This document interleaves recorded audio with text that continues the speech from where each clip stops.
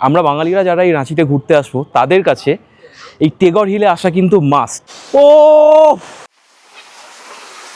আমরা এখন যে মন্দিরে যাচ্ছি এই মন্দিরটা কিন্তু ওই গল্পে বর্ণিত ওই একই মন্দির। বাইরে ঝমঝমিয়ে বৃষ্টি হচ্ছে, ঝমঝমিয়ে। মানে আমি এই জিনিসটা সারা ট্যুরে খুঁজে গিয়েছিলাম, তো এখানে এসে ফাইনালি পেলাম। এখানে প্রচুর মা বাবা বাচ্চা সমেত পুরো বাঁদরের বংশ এখানে বিস্তার করে রেখেছে। এটা রীতিমতো দুলছে। একটা ভুল যেটা আমাদের হলো, এবং আমি সেটা তোমাদেরকে ওয়ার্ন করি, এই যে বাড়িটা আমি দেখাচ্ছি এই বাড়িটাই হলো জ্যোতিরিন্দ্রনাথ ঠাকুরের বাড়ি, যে বাড়িতে উনি জীবনের শেষ কয়েকটা বছর কাটান। হাতে সময় মাত্র 2 দিন, তবে মন চাইছে রোজকার স্ট্রেস ভরা জীবন ছেড়ে একটু বেরোতে। অন্য কোনো শহরে আসা থাকা, সাথে উপরি পাওনা হিসেবে জলপ্রপাত, পাহাড়, নদী, ড্যাম, পার্ক, মায়ের মন্দির সমস্তটাই খুব কম খরচে নিজে চোখে দেখে উপলব্ধি করার জন্য কথা দিচ্ছি, এই জায়গায় হবে সেরা। শুধু সপ্তাহান্তে ছুটির দিন কেন, এবছরের পুজোর ছুটিতে তাই তোমাদের বেড়ানোর সেরা ঠিকানা হবে এই জায়গা, তাও একদম বাজেটের মধ্যে। এছাড়া গাড়ি ভাড়া, থাকা, খাওয়া এসব তো বলবই, সাথে তোমাদের দেখাবো বৃষ্টি ভরা দিনে রাঁচির শান পাঁচটাতুর অমোঘ সুন্দর রূপ। বলবো সেই জলপ্রপাতের কথা যেখানে নেমে তোমরা স্নান করতে পারবে। এছাড়া বাচ্চাদেরকে নিয়ে ঘোরার জন্য সন্ধান দেব এক বিশেষ পার্কের। তাহলে চলো আর দেরি নয়, আমি লীনা ওরফে পুটুস তোমাদের সবাইকে স্বাগত জানিয়ে বরং আজকের এই বৃষ্টি ভরা দিনের গল্প থুরি ব্লগটা শুরু করি। আজকে 8ই আগস্ট শুক্রবার। যেমনটা আমরা বলেছিলাম যে আজকে আমাদের রাঁচি ভ্রমণের শেষ দিন, আর এই শেষ দিনে আমরা দেখে নেব রাজারাপ্পাই ছিন্নমস্তার মন্দির সহ পাত্রাতু ভ্যালি, টেগর হিল সহ আরও বিভিন্ন জায়গা। তোমরা যারা সত্যজিৎ রায়ের ছিন্নমস্তার অভিশাপ পড়েছো বা সানডে সাসপেন্সের গল্প শুনেছো, আমরা এখন যে মন্দিরে যাচ্ছি এই মন্দিরটা কিন্তু ওই গল্পে বর্ণিত ওই একই মন্দির। তো ওই মন্দিরটা দেখার জন্য আমরা বেশ এক্সাইটেড। শুধু মন্দির কেন, আমি এক্সাইটেড হয়ে রয়েছি এই যাত্রাপথের জন্য। ওই যে বলেছিলাম, অনেক সময় আমাদের গন্তব্যের চেয়েও যাত্রাপথ বেশি প্রাধান্য পায়, আর পাবে নাই বা কেন বলো তো। সবুজ ঘেরা উপত্যকার মাঝে রাস্তা দিয়ে ছুটে চলেছি আমরা, ওই যে দূরে দেখা যাচ্ছে পাহাড়। আচ্ছা তোমরাই বলো, এমন রাস্তা দিয়ে যাওয়ার জন্য এক্সাইটেড হব নাই বা কেন? রাঁচি থেকে মাতা ছিন্নমস্তা মন্দিরে যেতে সময় লাগবে 1 ঘন্টারও বেশি, কারণ দূরত্ব প্রায় 70 কিলোমিটার। তাই এখানে আসতে গেলে তোমাদের কিন্তু একটু সকাল সকাল বেরোতে হবে। মনে পড়ছে, বারবার মনে পড়ছে, এই ল্যান্ডস্কেপ আমার ভীষণ চেনা। সেই কোন ছোটবেলা থেকে ভূগোলে মালভূমি আর সমভূমির পার্থক্য পড়ে আসছি। তবে এই ছোটনাগপুর মালভূমির সৌন্দর্য যে কতখানি সুন্দর তা এখানে না এলে টেরই পেতাম না। এই তো আর একটুখানি, চলেই এসেছি প্রায়। আজ তো আবার আকাশও মুখ ভার করে রয়েছে, জানি না কখন আবার তার রাগ ভাঙবে।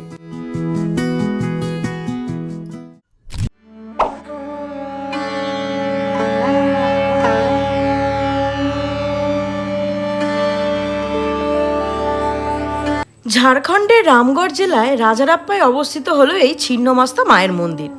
হিন্দু ধর্মের মানুষের কাছে, বিশেষ করে ঝাড়খণ্ডের, পশ্চিমবঙ্গের আর বিহারিদের কাছে এই মন্দির কিন্তু এক বিশেষ তীর্থস্থান। এই মন্দির তান্ত্রিক উপাসনার জন্য খুবই গুরুত্বপূর্ণ।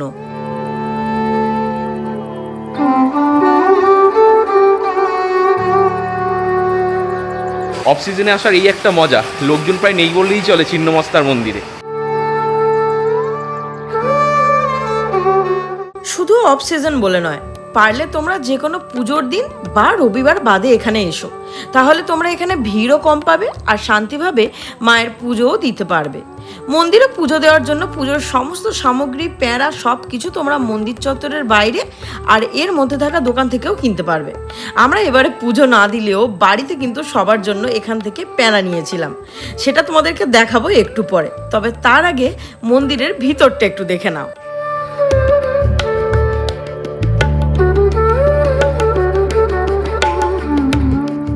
আমরা এখন দাঁড়িয়ে আছি ছিন্নমস্তা মন্দিরে। আচ্ছা আমি একটু বলে দিই, ছিন্নমস্তা হলো দেবীরই এক তান্ত্রিক রূপ। এই রূপে তোমরা দেখতে পাবে দেবী নিজের কাটা মুন্ডু এক হাতে ধরে দাঁড়িয়ে আছে, এবং তার কাটা গলা থেকে 3টে রক্তধারা বেরিয়েছে। একটা রক্তধারা দেবীর মুখে এবং 2টো রক্তধারা 2টো যুগলের মুখে গিয়ে পড়ছে। এই রূপে দেবীর আত্মত্যাগ, সৃষ্টি এবং ধ্বংস তিনটেই একাধারে সব থেকে যে শক্তিশালী ফর্ম, সেই ফর্মটা এখানে দেখানো হয়েছে। একদমই তাই। তবে মন্দিরের গর্ভগৃহে ফোন বা ক্যামেরা কিছুই অ্যালাউ নেই, তাই তোমাদেরকে আর আমরা ঘুরিয়ে সেটা দেখাতে পারলাম না। এই মন্দিরকে ঘিরে কিন্তু এক পৌরাণিক কাহিনীও রয়েছে।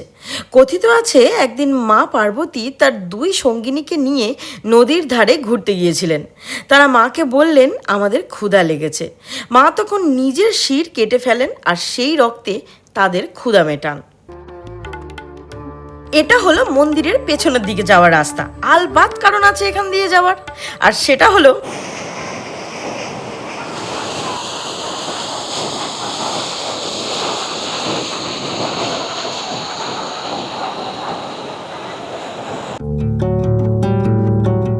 ভৈরব আর দামোদর নদীর সঙ্গমস্থলে রয়েছে এই ছিন্নমস্তা মায়ের মন্দির। ভক্তদের বিশ্বাস এই জলধারায় স্নান করলে নাকি পাপ মোচন হয়।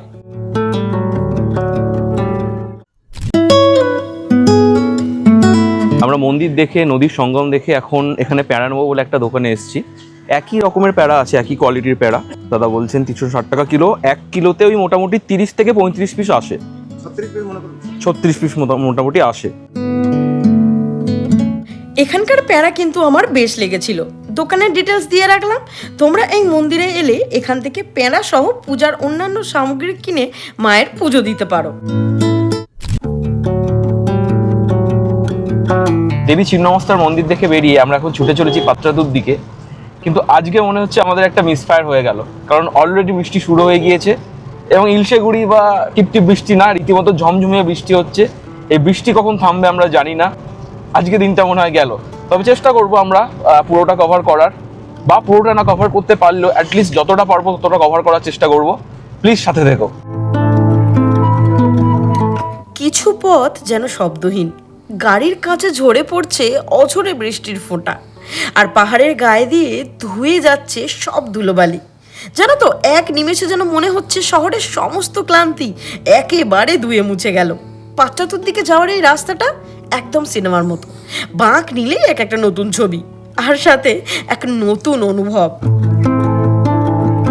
বৃষ্টি আমার মন্দ লাগে না, তবে বেড়াতে এসে বৃষ্টি হওয়া মানে ছাতা হাতে কতটুকু ঘুরতে পারবো এটাই এখন চিন্তার ব্যাপার।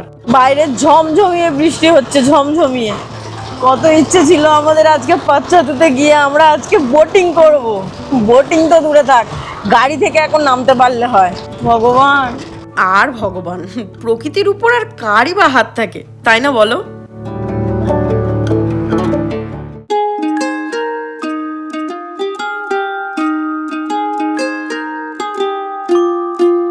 এই হলো রাঁচির শান পাত্রাতু। এবারে টিকিট কেটে নেওয়ার পালা। তবে বৃষ্টির ফোঁটার কিন্তু কামাই নেই, অঝরে সে ঝরে পড়েছে। অনলাইনে টিকিট কাটতে হলো, পার হেড 20 টাকা করে, ক্যামেরার চার্জ 30 টাকা। তবে সত্যি বলতে আমাদের পুচকে ক্যামেরা দেখে কি জানি না, আমাদের থেকে কিন্তু কোনো টাকা নিল না। আর এই বৃষ্টিতে তো ড্রোন ওড়ানো পসিবল নয়, তবুও তোমাদের বলে রাখি, এই ড্রোনের চার্জ শুনলে তোমাদের কিন্তু মাথা ঘুরে যাবে।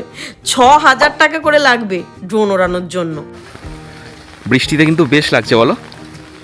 এটা একদম অন্যরকম, যেটা সবাই পায় না কিন্তু আমরা পাচ্ছি। জেটিডিসি ট্যুরিজম বেশ দারুণ করে চারিদিকটা সাজিয়েছে। দেখো কি সুন্দর সাজানো পার্ক, আর বাঁদিকটাতে দেখতে পাচ্ছি পাত্রাতুর ড্যামকে। ওহ, এই বৃষ্টিতে দারুণ লাগছে। সুন্দর তো লাগছে, কিন্তু আমার খুব ইচ্ছা ছিল আজকে বোটিং করার, সেটা তো আর হলো না এই বৃষ্টিতে। একটু রিস্ক নিয়ে করা যেতেই পারে, কিন্তু আমার ভয় করছে। বিশ্বাস করো, খুব ইচ্ছা ছিল স্পিড বোটে চড়ার, তবে হার মানলাম এই বৃষ্টির কাছে। জলে নামার সাহসই পেলাম না। তবে মন প্রাণ দিয়ে 2 চোখ ভরে উপভোগ করলাম বৃষ্টি ভরা দিনে পাত্রাতুর এই অমোঘ দৃশ্য।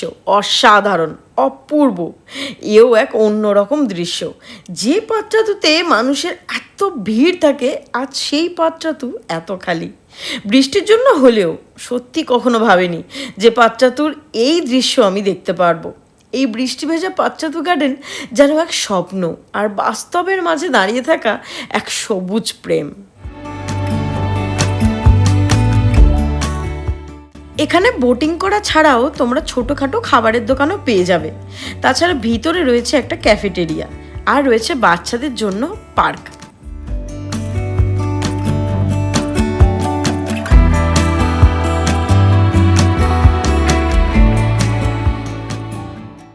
কেমন লাগলো পাত্রাতু? লাগলো তো দারুণ, কিন্তু আমার আশা তো পূরণ হলো না।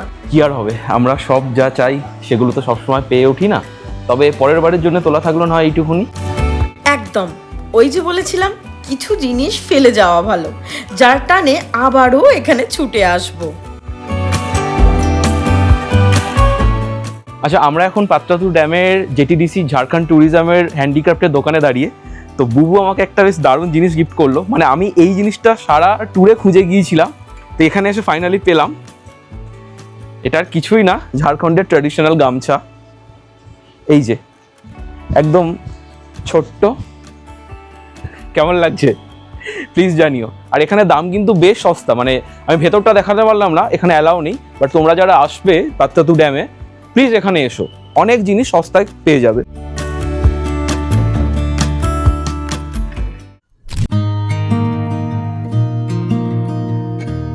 পাত্রাতু দেখে আমরা এখন চলেছি পালানি ওয়াটারফলসের দিকে। এবার মুশকিলটা হচ্ছে পালানি ওয়াটারফলস পাত্রাতু থেকে খুব বেশি দূরে না, ওই 3.5-4 কিলোমিটার মতো রাস্তা। কিন্তু এই রাস্তাতে খুব একটা লোকজন আসে না, রাস্তাও প্রচণ্ড খারাপ, আর খুব বেশি লোক এর হদিশও জানে না। সেই জন্য আমরা জিজ্ঞেস করে করে চলেছি। রাস্তার হালটা শুধু দেখো। রাস্তা যতই খারাপ হোক, প্রকৃতির এই রূপ দেখে সবটা ম্লান হয়ে গেল। নেতারহাট আর বেতলার মতো ছোটনাগপুরের বাকি জায়গার সৌন্দর্য অসাধারণ। বিশেষ করে এই বর্ষায় প্রকৃতির নতুন সাজ দেখতে কিন্তু বেশ লাগছে, অপূর্ব, সত্যিই অপূর্ব। তবে আমাদের মুশকিলটা হলো অন্য জায়গায়। এবার বুঝতে পারলাম কেন লোকজন এই রাস্তায় ঢুকছে না। আমরা যে রাস্তায় যাচ্ছিলাম সেই রাস্তাতে একটা পুল ভেঙে গেছে, তো সেই রাস্তায় গাড়ি ঢুকছে না।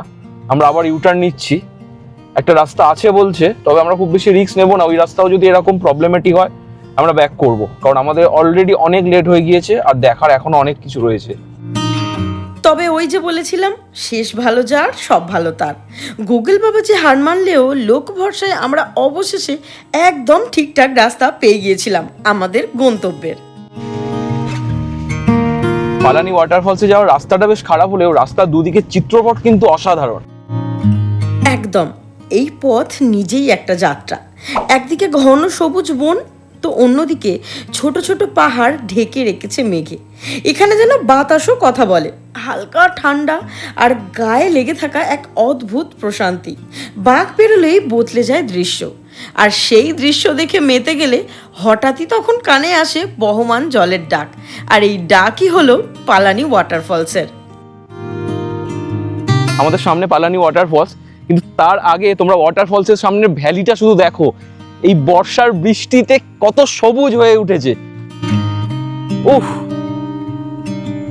এই গ্রিনারি কি লাগছে বাবা।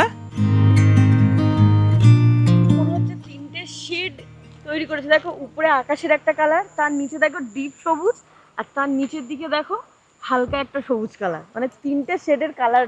একদম একদম।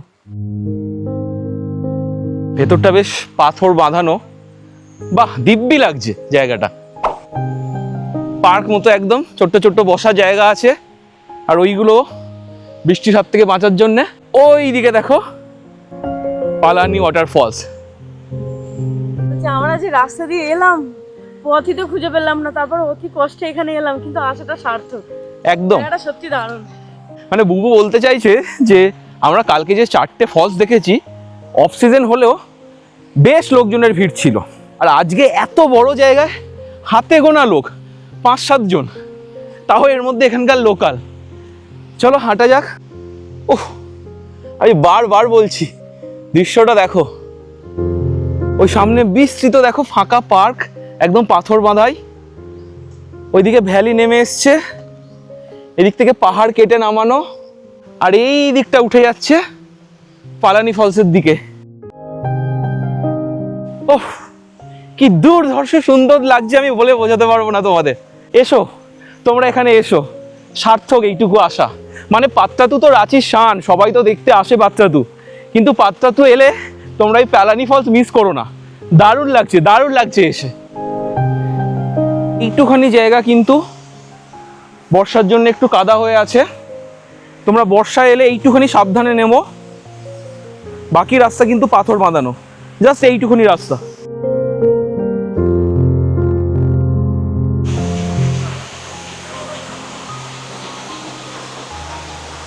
এইখানে বেশ কিছু মানুষজন আমি অবশেষে দেখতে পেলাম। না, আমার ধারণা তাহলে ভুল, 5-7 জন যেটা বলেছিলাম তার থেকে বেশি মানুষ আছে দেখতে পাচ্ছি। সবাই ফলসের কাছে ছিল, তা আমি পার্কের ওখানে দেখতে পাইনি।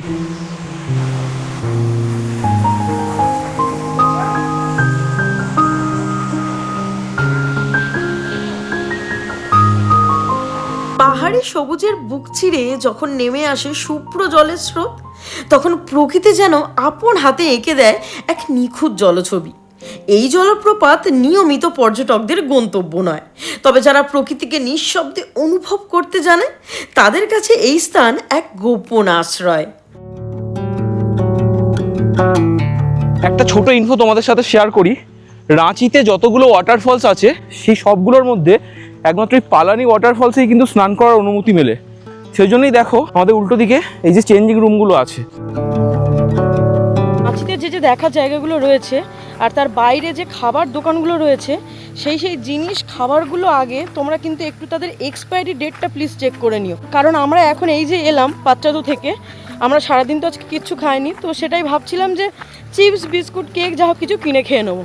তো ওখানে অ্যাজ ইট ইজ দেখলাম যে চিপস বা কেক বা বিস্কিট প্রত্যেকটাই কিন্তু এক্সপায়ার হয়ে আর গিয়েছে। আমি এটা কেন বলছি, শুধু পাত্রাতু না, আমরা যেখানে যেখানে বাইরে কিছু না কিছু খেতে গিয়েছি সেখানেই আমাদের এই সেম অভিজ্ঞতা হয়েছে। জোয়ার জোয়ার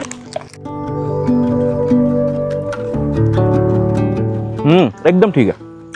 10 টাকার পরিমাণটা দেখেছো? পালানি ওয়াটারফলস দেখার পর আমরা চললাম পাত্রাতু ভ্যালির দিকে। পাহাড়ি ঘেরা পথ, সাথে গা ভেজানো কুয়াশা, বাঁকানো রাস্তা, সারি সারি সবুজের সমারোহ, সমস্ত দৃশ্য যেন এক অনবদ্য ছবি। জুলাই থেকে ফেব্রুয়ারি মাস পর্যন্ত এখানে আসার আদর্শ সময়। তাহলে তোমরা কবে আসছো রাঁচিতে আমাকে কিন্তু কমেন্টে বলতে পারো। তাছাড়া এই ভিডিওগুলো তোমাদের কেমন লাগছে সেটাও আমাদেরকে কমেন্ট করে জানাতে পারো। যদি এই ভিডিওগুলো তোমাদের মনে এতটুকু দাগ কেটে থাকে তাহলে নয় একটা লাইক করে চ্যানেলটা সাবস্ক্রাইব করে নিও, আর তোমাদের বন্ধু বান্ধব আর ফ্যামিলি মেম্বারদের সাথেও এটা শেয়ার করে নিও। কারণ অ্যাজ আ হাউসওয়াইফ যদি সব কিছু সামলে নিজের ছোট্টবেলার স্বপ্নকে পূরণ করার জন্য আমি এভাবে অন্দরমহলের গণ্ডি পেরিয়ে অজানাকে জানার জন্য, দেখার জন্য ছুটে যেতে পারি, তাহলে সত্যি বলছি গো, তোমরাও একদিন ঠিক পারবে। আমরা এখন উঠছি পাত্রাতু ভ্যালির ওপরে। খুব দুঃখ লাগছে এটা ভেবে যে আমাদের অনেক ইচ্ছা ছিল এই ভ্যালির ওপর থেকে যখন উঠবো তখন ওই যে রাঁচির বিখ্যাত ওই যে জিগজ্যাগ রাস্তাটা যেটা পাত্রাতু ভ্যালিতে উঠছে ওটা আমরা ড্রোনের সাহায্যে শ্যুট করব। কিন্তু এখন যা ওয়েদার, এই বৃষ্টি নামছে এই বৃষ্টি থামছে, আমরা রিস্ক নিতে পারছি না ড্রোন তোলার। তো আমরা চেষ্টা করবো প্যান্থারের চোখ দিয়ে দেখানোর। দেখো দুধের সাথে যদি ঘোলে মেটে, নাহলে এবারের মতো আমাদের ক্ষমা করে দিও।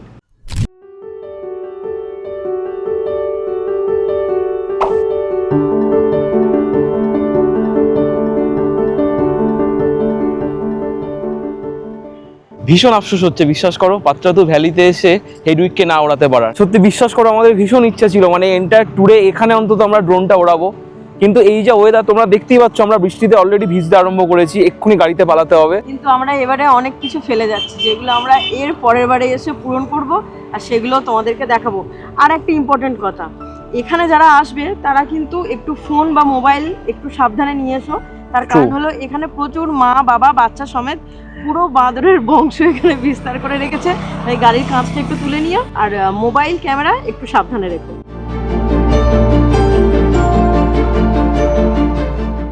ওই যে দূরে দেখা যাচ্ছে ওটা হলো পাত্রাতু লেক, আর এই হলো জিগজ্যাগ রাস্তা। আর ওইদিকে আকাশটা দেখো, উফ, এই ল্যান্ডস্কেপটা কি মারাত্মক লাগছে দেখতে।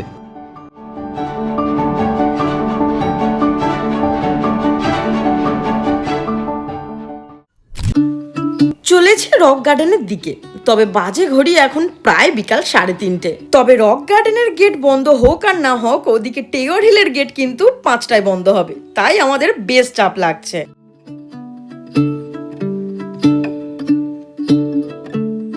আমরা এখন চলে এসেছি রক গার্ডেনে। অ্যাকচুয়ালি আমরা একটু তাড়াতাড়ি এক্সপ্লোর করার চেষ্টা করবো এখানে, কারণ এরপরে আমরা যাবো টেগর হিলে, আর টেগর হিল 5টার সময় বন্ধ। টেগর হিল এখান থেকে 5 কিলোমিটার দূরে, তো দেখা যাক আদৌ আমরা টেগর হিলে আজকে ঢুকতে পারি কিনা।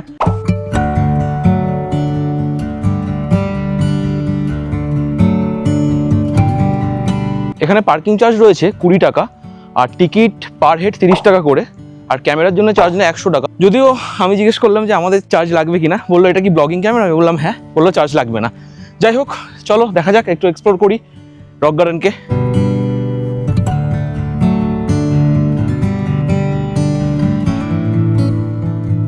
দিব্যি পরিষ্কার পরিচ্ছন্ন, দারুণ, মানে খুব ওয়েল মেনটেন্ড এই রক গার্ডেন। এই হ্যাঙ্গিং ব্রিজটা কিন্তু রীতিমতো দুলছে হাঁটার সময়। এটা দারুণ এক্সপিরিয়েন্স। রাঁচি থেকে মাত্র 4 থেকে 5 কিলোমিটার দূরে গোন্ডা পাহাড়ের উপরে রয়েছে এই রক গার্ডেন। এর মূল আকর্ষণ হলো এর অবস্থান আর দুর্দান্ত ভিউ, কারণ এখান থেকে দেখা যায় চারিপাশের শহর আর পাহাড়ের অসাধারণ ভিউ। বিশেষ করে সূর্যাস্তের সময় সূর্যের লাল আভায় এই রক গার্ডেনের প্রতিটি কোণ একেবারে ঝলমলিয়ে ওঠে। রক গার্ডেনে এলে কিন্তু 1 শট 2 হিট। কেন বলছি, আমার পিছনে দেখছো রক গার্ডেন, আর আমার সামনে দেখো এটা কাঁকে ড্যাম।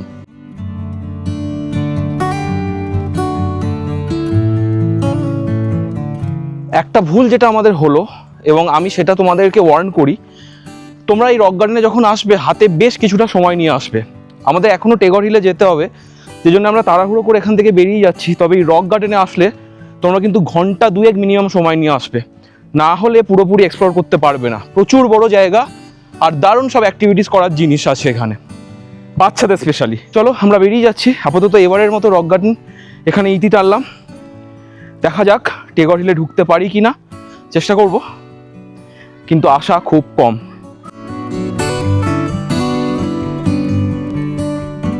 আমার কাছে রক গার্ডেনের মেন অ্যাট্রাকশন ছিল এই হ্যাঙ্গিং ব্রিজ। তখন অনেকে ছিল, তাই ভালো করে এনজয় করতে পারিনি এখানে। তবে এখন সুযোগ পেয়েছি, অবশেষে খালি পেয়েছি। বেশিক্ষণ সময় নেব না, 2 থেকে 3টে ফটো তুলেই দে ছুট টু টেগর হিল। এটা রীতিমতো দুলছে, রীতিমতো দুলছে।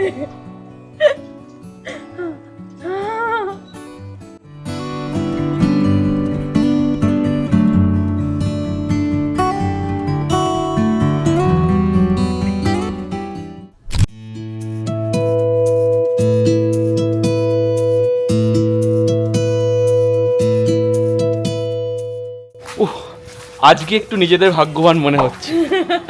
অ্যাকচুয়ালি গুগলে লেখা ছিল টেগর হিল বন্ধ 5টায়, আমরা এসছি এখন প্রায় 5টা 15। তো এখানে এসে শুনছি অফিসিয়ালি 5টা হলেও বন্ধ হতে তো 5:30 হয়ে যায়। তো যিনি ওই পার্কিং নিচ্ছিলেন আর উনি বললেন যে ওনারা 5:30টায় ডাকতে যান ওপর থেকে সবাইকে, তো তখন যেন আমরা নেমে আসি। বললাম একদম, আমরা যে এই জায়গাটা দেখতে পাচ্ছি এই আমাদের সৌভাগ্য। দেখো আমাদের সামনে সিঁড়িটা পাথর বাঁধানো, কিন্তু মারাত্মক স্লিপ। এখানে যা দেখতে পাচ্ছি সেটা ওয়াটারফলস বলো বা এখানে যেখানেই আসবে জুতোর গ্রিপটা যেন তোমাদের ভালো থাকে। শহরের ভিড় থেকে খানিক দূরে রবীন্দ্র চেতনায় মোড়ানো এক পাহাড় হলো টেগর হিল। কবিগুরু রবীন্দ্রনাথ ঠাকুরের আত্মীয় জ্যোতিরিন্দ্রনাথ ঠাকুর এই পাহাড় চূড়ায় কিছুদিন সময় কাটিয়েছিলেন। সেই থেকেই এই স্থানের নাম হয় টেগর হিল। পাহাড়টা অনেক উঁচু নয়, তবে উপরে ওঠার প্রতিটি ধাপ যেন একটা অনুভব।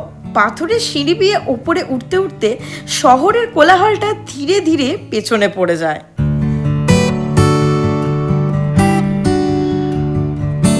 অ্যাজ ইউজুয়াল বুবু আবার আমাকে ছেড়ে দিল, আবার আমি একাই উঠছি। চলো কালকের মতো আবার একসাথে ওঠা যাক। টেগর হিল মেনলি এই জন্যই বিখ্যাত, যেখান থেকে রাঁচির 360 একটা ভিউ দেখা যায়। তাহলে কেমন লাগছে বিস্তৃত রাঁচি শহরকে দেখতে? দারুণ না? দূরে কুয়াশায় ঢাকা পাহাড়ের নীরবতা, চারপাশে চোখ ঘোরালে বোঝা যায় শুধু ঘোরা নয়, অনুভব করাই হলো ভ্রমণের আসল উদ্দেশ্য।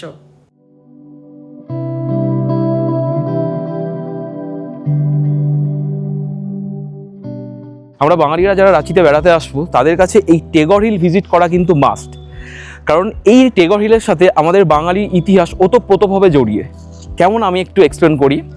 এই টেগর হিলে রবি ঠাকুরের বড়দাদা জ্যোতিরিন্দ্রনাথ ঠাকুর তার জীবনের শেষ কিছু বছর কাটিয়ে যান। এখানে একটা বাড়ি উনি তৈরি করেছিলেন এই হিলের ওপরে, এবং তিনি ওই বাড়িতেই ওনার জীবনের শেষ নিঃশ্বাস ত্যাগ করেন।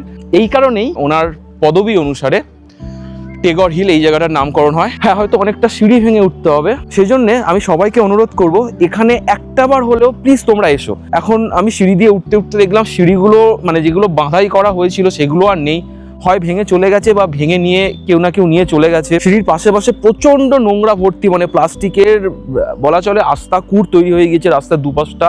তা হলেও এসো, মানে এসে উপলব্ধি করো আমাদের বাঙালিদের ঐতিহ্য একসময় কোন জায়গায় ছিল, যে কোন সুদূর শহরের কোন সুদূর পাহাড়ে একটা নাম হয়েছে আমাদের বাঙালির নামে। আমার কাছে এই বিষয়টা খুব ভালো লাগলো। তোমরা এসো, প্লিজ এসো। এগুলো মশা নয়, ফড়িংয়ের দল। সন্ধ্যা হয়ে এলো বলে তারাও ছুটে চলেছে তাদের ঘরের দিকে। সিঁড়িগুলো দেখে বোঝা যাচ্ছে যে রীতিমতো পাথর দিয়ে বাঁধানো ছিল, কিন্তু আমার মনে হয় যে এখানে সব পাথর কেউ না কেউ খুলে নিয়ে চলে গিয়েছে। কি জানি, হয়তো বাঙালিদের নাম জড়িয়ে আছে বলি আর এখন অত কেউ গা করে না এটাকে সংরক্ষণ করার। তবে বাঙালি পর্যটক হিসেবে যারা রাঁচিতে আসবে, যদি আমাদের এই ভিডিওটা কেউ দেখো, এসো এখানে, এসো। এখানে আসাটা খুব জরুরি। জলপ্রপাত থাকবে, ড্যাম থাকবে, পাহাড় থাকবে, জঙ্গল থাকবে, কিন্তু আমাদের এই যে বাঙালির এই ঐতিহ্য একটা পাহাড়ের মাথার ওপরে এরকম অযত্নে পড়ে আছে, সেটাকে দেখার জন্য তোমরা অন্তত একবার হলেও টেগর হিলে এসো। আর এখানে আসলে উপরিপার নয়, এই যে রাঁচি শহরের একটা 360 ডিগ্রি ভিউ পাওয়া যায়, যেটা দুর্ধর্ষ, সেটা তো দেখলেই তোমরা কেমন। আপাতত এবারের মতো ইতি টানলাম এই টেগর হিল থেকে। পাক্কা রাত 10টায় আমাদের আজকে ট্রেন রয়েছে রাঁচি জাংশন থেকে। তবে ফেরা কিন্তু একেবারে ফেরা নয়, অনেক কিছু ফেলে যাচ্ছি আমরা, অনেক কিছু। সত্যি বলতে নেতারহাট, বেতলা, রাঁচি এই 3 জায়গার যে প্রাকৃতিক দৃশ্য আমি আমার অন্তরে গেঁথে নিয়ে যাচ্ছি, তা শুধুমাত্র একটা উপলব্ধি, মনের ভিতরে ফেলে রাখা এক স্মৃতি, এক নীরব ভালোবাসা।